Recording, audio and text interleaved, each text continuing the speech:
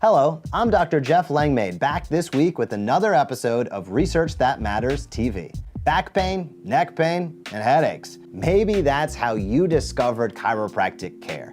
The research supporting chiropractic adjustments as the top choice to reduce pain and increase function for those body signals is overwhelming.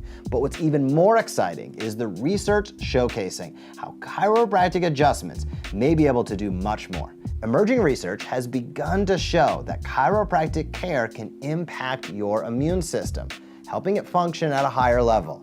In other words, chiropractic care may not only be able to help you get well, but it may be able to help you stay well. Recent research has shown that chiropractic adjustments can reduce the production of inflammatory mediators. With less inflammatory mediators, you feel better with less pain. So why does it matter? Well, inflammation and the creation of inflammatory mediators is part of your immune system.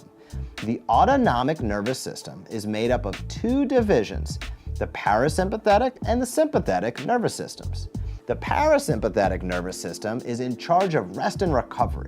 Your sympathetic nervous system is responsible for the fight or flight response. When your sympathetic nervous system is activated, your immune system isn't able to rest and recover very well. And recently, new research indicated that chiropractic adjustments can reduce sympathetic nerve activity.